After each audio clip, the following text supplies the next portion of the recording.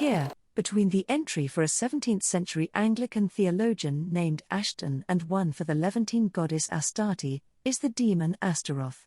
As depicted by the French artist Louis Le Breton for his fellow countryman Jacques Albin Simon Colin de Plancies, Astaroth is a skinny man with reptilian claws punctuating long hands and feet, hobbled over on the back of a lupine demon sporting a massive pair of bat wings and a serpentine tail. His face, described by Colin de Plancy as that of a very ugly angel, is rendered by Le Breton as thin and effete, almost equine, with eyes dismissive and uncaring, a slight sneer of cold command. Ignoring Astaroth's claws and demon mount, his look of calculated intelligence could easily be that of one of the armchair intellectuals who dined with the philosophies of the Enlightenment Paris of Colin de Plancy's youth. Not an entirely inappropriate connection, for the Dominican inquisitor Sebastian Michaelis, who classified the demons he encountered as an exorcist at the infamous monastery of Loudun in the 17th century, associated Astaroth with the new rationalist philosophies that were just being born in France. Michaelis Astaroth was a kind of hellish René Descartes, who drew the nuns and priests of Loudun astray with the pernicious promises of Epicureanism and invitations to do what thou wilt. Perhaps for Colin de Plancy, born almost 2 centuries later amidst the convulsions of revolution, the thin, reptilian demon with the aristocratic bearings still represented some of the dangers of the new learning, for Astaroth willingly answers the questions he has asked about the most secret things, and it is easy to have him talk about creation. Astaroth is a convenient symbol for the oddity of Colin de Plancy's, for the demon represents a muddle of cultural forces, rationalism and superstition, systematization and the occult, the Enlightenment and the Romantic movement. When the was first published in 1818, Colin de Plancy was a dutiful student of the new rationalism who set out to catalogue what he called aberrations and germs or causes of errors. As he labored at subsequent editions, however, the secular folklorist found himself more and more pulled in by the lure of demonology, a passion which would eventually lead him, by the 1830s, to enthusiastically embrace Catholicism. By these final edition of 1863, the publishers could assure the reader that the errors previously highlighted had now been eliminated, the catalogue now fully congruent with Catholic theology. The preface authoritatively claimed that Colin de Plancy had reconfigured his labors, recognizing that superstitious, foolish beliefs, occult sects and practices, have come only from deserters of the faith. Altogether, across nearly 600 pages, Colin de Plancy provided entries for 65 different demons, including favorites from the pages of Dante, Milton, and others, such as Asmodeus, Azazel, Baal, Behemoth, Belphegor, Belzebut, Mammon, and Moloch. The most interesting edition of the text is the final one of 1863, illustrated with creepy exactitude by Le Breton, whose brilliant Doré-esque engravings elevate the work beyond the relative staidness of previous editions. It's both edifying and frightening to consider the magnificence of some of these illustrations.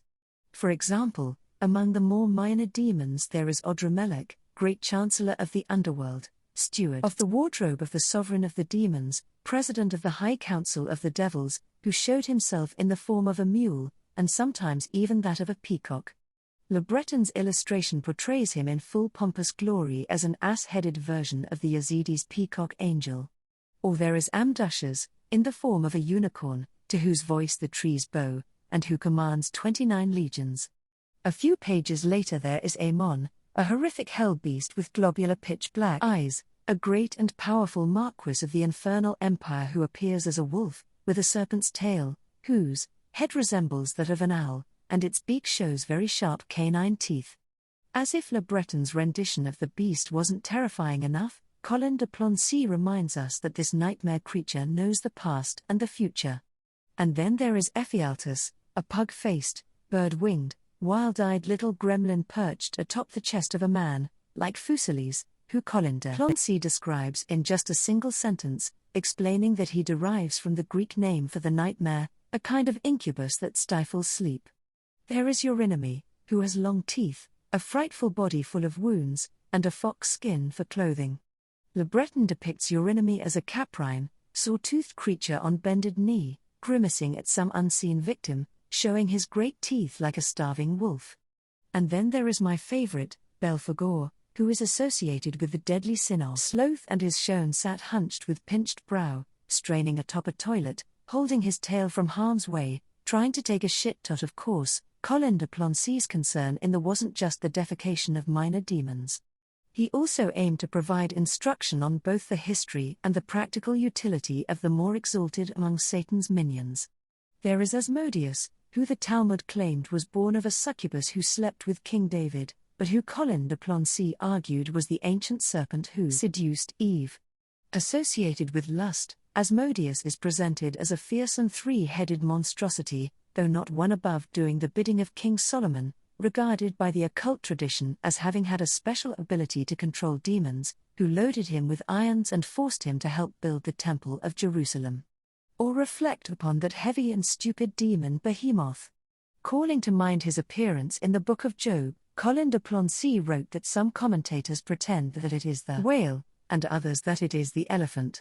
Le Breton chose to depict Behemoth as a bipedal version of the latter, clutching his hairy, engorged belly like some sort of malevolent Ganesh. Then there is Baal, the first king of hell, who has 3 heads, one of which has the shape of a toad, the other that of a man, and the third of a cat, to which Le Breton made the fine addition of a number of fur-covered arachnid legs. The Phoenician god Baal, from whom Colin de Plancy's Baal derives his name, was associated with all manner of idolatries and blasphemies, and is also the inspiration for that other lieutenant of hell, Belzebut, or Beelzebub, the trusted advisor of Lucifer, whose name appears in the records of exorcists from Loudun to Salem.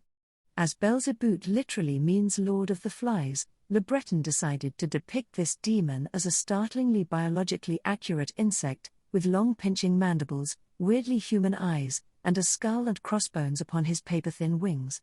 If anything, the strange verisimilitude of the insect-like creature makes Le Breton's image all the more terrifying. His segmented thorax and spindly arms recall 2 centuries earlier, the English polymath's Enlightenment monstrosity, demonstrating that the nightmares of reason and superstition are not always as divergent as we might think. This connection between the ideals of the Enlightenment and the old world of magic and superstition from which these demons sprung was, in many ways, made literal by the figure of Colin de Plancy himself.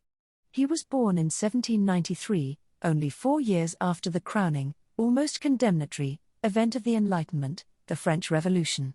Perhaps in reaction to that affair, he added the aristocratic de Plancy to his otherwise plebeian name. Indeed, it was not just a plebeian name, but one with positively republican associations, for Colin de Plancy's maternal uncle was none other than George Danton, the radical president of the Committee on Public Safety, who, like so many of his fellow Jacobins, ultimately found his severed head looking up at the guillotine blade one morning in the month of Germain. Like his uncle, Colin de Plancy was originally a partisan of liberty, equality, and fraternity, an enthused reader of Voltaire and a zealous rationalist and skeptic. Also like his uncle, he would ultimately see himself reconciled to that church he had rejected, though with a detour through the darker corners of demonology. As with the many demonic chimeras that populate his dictionary, Colin de Plancy was a mélange of disparate parts. He combined the rectilinear logic of men like Voltaire and Diderot with the chthonic visions of the symbolist and decadent poets of a generation later, Rimbaud, Baudelaire, and Verlaine, who drunkenly stomped through the rainy streets of Paris clutching their. Colin de Plancy did not just convince himself that demons were real, but indeed he developed a wish to control them through language, a desire as fervent as that of his Enlightenment forebears to categorize and define words and ideas in dictionaries and encyclopedias.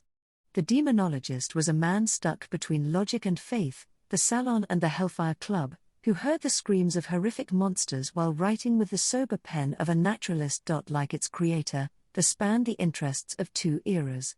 It recalls such grimoires, practical manuals of magic, as Johann Weyr's 16th century, or the 17th century, as much as it does the Enlightenment's systematized compendiums of knowledge, such as Denis Diderot's. There is ambiguity in the book's project itself, for what could be more modern than the dictionary, and yet what could be more antique than the knowledge collected in this particular dictionary? Despite ancient and medieval precedents across several different cultures, one can think of Aristophanes of Byzantium, who compiled a type of dictionary called the 2 Centuries Before Christ, The dictionary and especially the encyclopedia were products of the 18th and 19th centuries. For Dr. Johnson and his, or James Murray, who, in the Bodleian Scriptorium, assembled the testament to humanity, that is, the positivist knowledge could be found in the process of collection and measurement. The dictionary was sober, rational, and practical. Etymology was like dissection, another Enlightenment innovation, and the dictionary a sort of dissection theatre. For Johnson, the dictionary was a reaction to speech copious without order, and energetic without rules. It served to tame vocabulary, for its approach to language was one reduced to method. But what then of Colin de Plancy's infernal version? Is it a dictionary by name only, or could the affinities touch a deeper vein? In his, the historian Owen Davis writes of how grimoires are marked by a desire for knowledge and the enduring impulse to restrict and control it, a description that could certainly be applied to the projects of Johnson and Murray. Grimoires exist, he goes on, because of the desire to create a physical record of magical knowledge, reflecting concerns regarding the uncontrollable and corruptible nature of sacred information. While it's true that the grand experiment of the Enlightenment was supposedly to shine the light of rationality upon the shadows of superstition, the desire to assemble all possible information is one which the grimoire and the dictionary share, and this yearning towards completion and the all-encompassing is not just a superficial similarity, for in their obsessions with words and language, the grimoire and the dictionary share a common faith, that mere verbal pronouncements have the ability to rewrite reality itself. Both kinds of book are partisans of a Platonist philosophy that sees a type of word magic as being able to enact transformations in real life. For the rationalist lexicographer, this means that mastery of rhetoric and syntax can affect our lives through the ability to explicate and convince. For the wizard, this means that the magic of words can conjure alteration. In both cases, words have the power, if they're properly organized, to change the world for better or for worse. At the heart of this shared mission is the fact that both magic and reason have a motivating belief in the inherent of reality, that there is a given order to the world and that human minds can comprehend and control this order. Whether that order is supernatural or natural is somewhat incidental, that there is structure to the system is what is important. Colin de Plancy's dictionary may be a grimoire, or his grimoire may be a dictionary, but fundamentally the distinction between them is less stark than might be supposed. Ilan Stavans writes that dictionaries are like mirrors, they are a reflection of the people who produced and consumed them. If this is true, then he is not just a reflection of Colin de Plancy, a man who dwelled among shadows yet desired to illuminate, but also a reflection of our own modern world. With their words listed like demons, their concern with proper order and grammar, lest our spells don't work, dictionaries can be seen as modern, secular grimoires. The, far from being an archaic remnant, reminds us that sharp distinctions between antiquity and modernity ultimately mean little. Ours has always been, and always shall be, a demon-haunted world. But, with apologies to C.S. Lewis, what grimoires prove is not that demons exist, but that they can be tamed. If there is any consolation to be found, it's that controlling our demons is possible if we're able to name them, whether they are of the supernatural or of the rationalist variety, and in either case, a dictionary is what we shall need.